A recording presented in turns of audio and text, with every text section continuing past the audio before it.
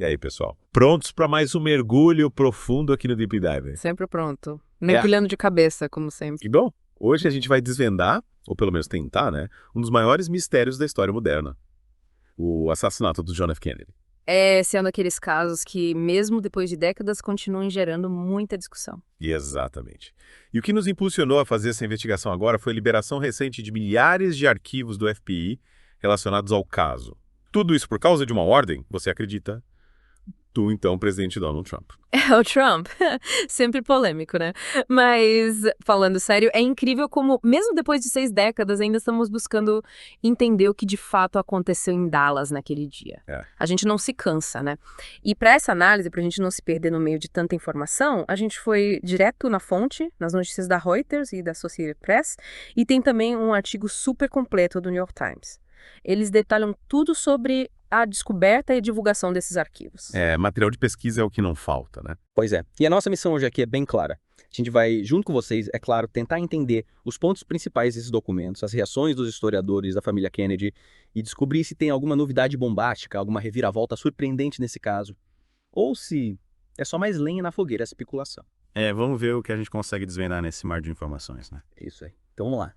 Começando do início, como é que esses arquivos secretos vieram à tona depois de tanto tempo? Pelo que parece, o FBI, cumprindo aquela ordem do Trump, né, fez uma nova busca mais profunda nos arquivos. E não é que encontraram cerca de 2.400 registros, novinhos em folha, recém-inventariados, digitalizados, e que, pasme, até então não eram considerados como parte do material relacionado ao assassinato do J. Hofbauer. Caramba. Mais 60 anos depois e ainda parece tanta coisa nova. É como achar um tesouro escondido no sótão da vovó. Só que nesse caso, o tesouro pode ser a chave para a gente entender melhor esse pedaço da história. Exatamente. O FBI já está com tudo encaminhado, mandando esse material para a Administração Nacional de Arquivos e Registros para que entre no processo de, você sabe, desclassificação. Burocracia, né? Mas é importante para garantir que tudo seja feito às claras. E aqui a gente já esbarra naquela eterna batalha. A expectativa versus a realidade. É verdade. Por quê? Quando a gente ouve falar em arquivos secretos, documentos inéditos, a gente já imagina, sei lá, teorias da conspiração sendo confirmadas, segredos obscuros vindo à tona. A imaginação vai longe. Total. Mas aí a gente conversa com os historiadores e eles já são bem mais cautelosos, né?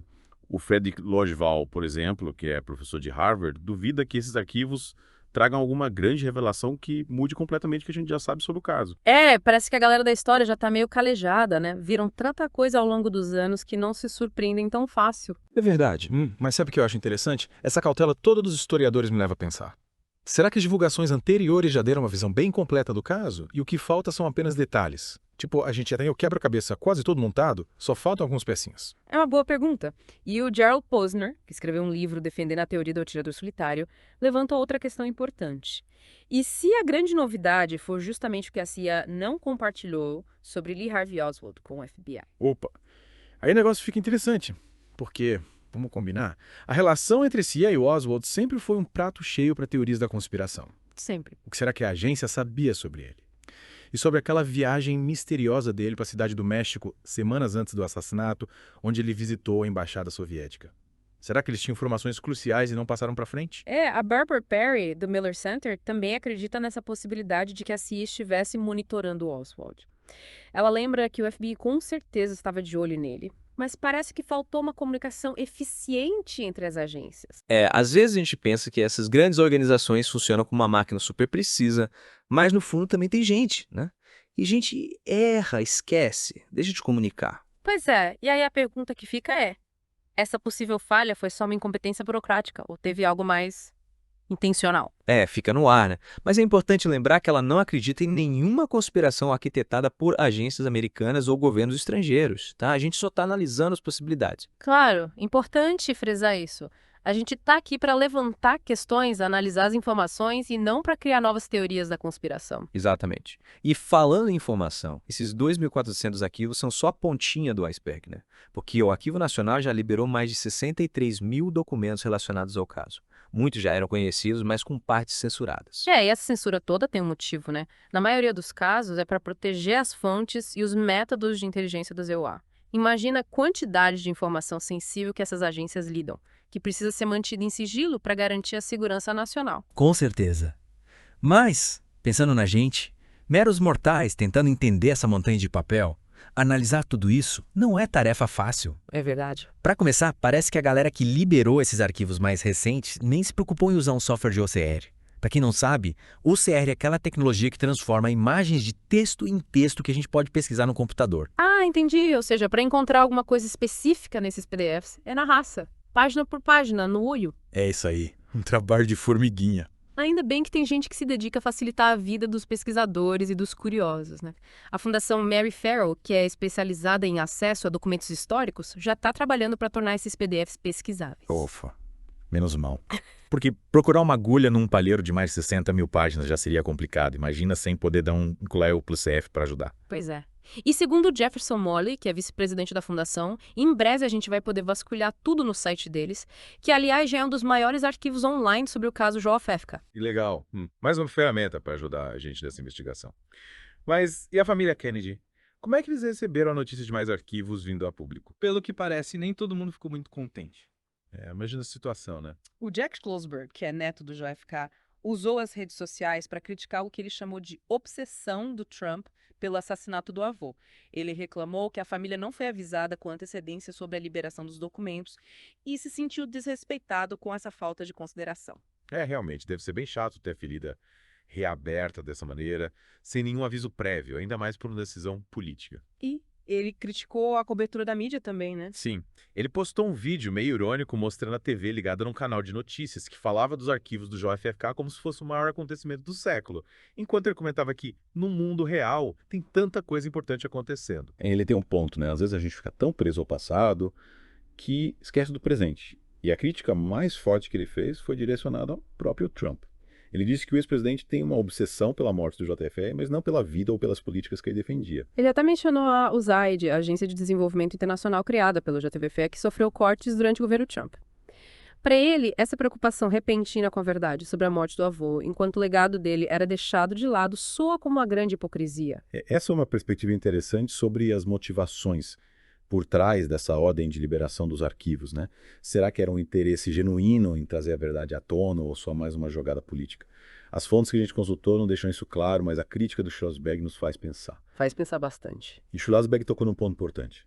Como essa fixação nas teorias da conspiração em torno do assassinato acaba desviando a atenção do legado e das realizações do JFK. Para ele, essa constante volta ao passado acaba ofuscando o que realmente importava na vida e no trabalho do avô. E a historiadora Ursula George concorda com ele. Ela acredita que por mais documentos que sejam liberados, é muito difícil que eles convençam os teóricos da conspiração de que o Oswald agiu sozinho.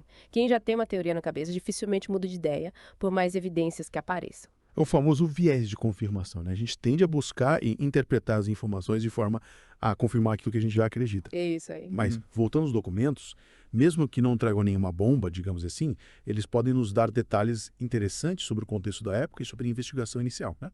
Sim, com certeza. Esses arquivos nos dão um panorama da Guerra Fria, das relações tensas com a União Soviética, do esforço das autoridades para rastrear os movimentos do Oswald antes do assassinato. A gente consegue ter uma visão mais completa do cenário em que tudo aconteceu.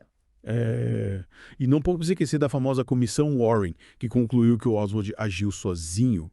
Mas essa conclusão, como a gente sabe, não impediu o surgimento de inúmeras teorias alternativas, cada uma com suas próprias reviravoltas e personagens.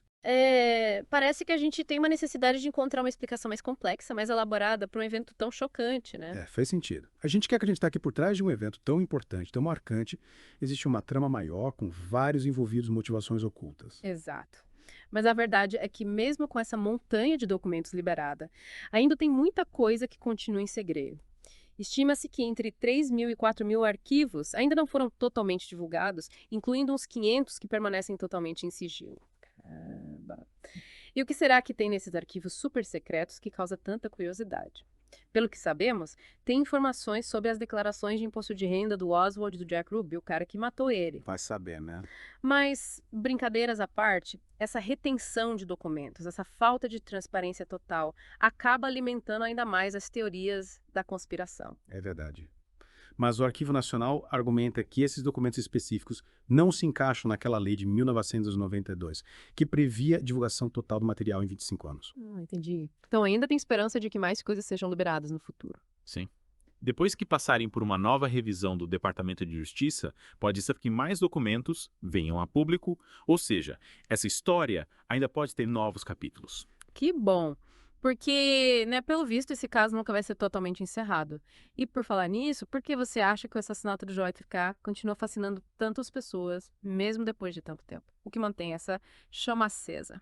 O Stephen Fagin, que é curador do Sixth Floor Museum, lá em Dallas, onde o Oswald disparou os tiros, tem uma teoria interessante. Ele diz que as pessoas querem encontrar um sentido para o que aconteceu, uma explicação que faça jus à magnitude do evento. A morte de um presidente de forma tão repentina e trágica para muita gente exige uma causa igualmente grandiosa. A gente não se contenta com a ideia de que um único indivíduo perturbado pode mudar o curso da história, né? A gente quer acreditar que existe algo maior por trás disso, uma conspiração, um plano secreto. Mas o Larry Sabato, que é do Centro de Política da Universidade da Virgínia, acredita que a hipótese do atirador solitário, por mais que pareça decepcionante para alguns, é a mais provável. Ele diz que às vezes a explicação mais simples é a correta. É verdade. Nem tudo precisa ser uma grande conspiração, né? Mas essa ordem de liberação de documentos do Trump não se limitou só aos arquivos do JFK, né? Ele também queria mexer nos documentos relacionados às mortes do Robert F. Kennedy e do Martin Luther King Jr. E o Robert F. Kennedy Jr., que já disse acreditar na participação da CIA na morte do pai, também questiona as versões oficiais sobre os assassinatos do pai e do Martin Luther King Jr. É mais um capítulo dessa história cheio de mistérios e dúvidas que com certeza renderiam vários outros mergulhos profundos aqui. Com certeza. Mas, para a gente encerrar o nosso mergulho de hoje, vamos recapitular o que vimos aqui. A gente começou falando da descoberta dos novos arquivos do FBI, da cautela dos historiadores em relação a grandes revelações, do foco na possível negligência da CIA em relação ao Oswald, da reação da família Kennedy com a crítica do Jack Schlossberg e da grande probabilidade de as teorias da conspiração continuarem a todo vapor. Muita coisa, né? E mesmo que esses arquivos não tragam nenhuma informação bombástica, a divulgação deles é importante porque nos dá a chance de revisitar um momento crucial da história e refletir sobre a transparência governamental e como a gente constrói a nossa memória coletiva. Concordo plenamente. E para deixar vocês pensando, por que será que, mesmo com tanta documentação, tantas investigações, o assassinato do JFK continua gerando tanto debate e fascínio? Será que a gente busca respostas definitivas ou a gente só precisa dar sentido aos eventos traumáticos, mesmo que isso signifique criar narrativas que nem sempre correspondem à realidade? Reflita sobre o papel da informação, da especulação e da confiança nas narrativas históricas. Até a próxima, pessoal. Tchau, tchau. Gente, encontro vocês em outro podcast. Não esqueçam de se inscrever no nosso canal.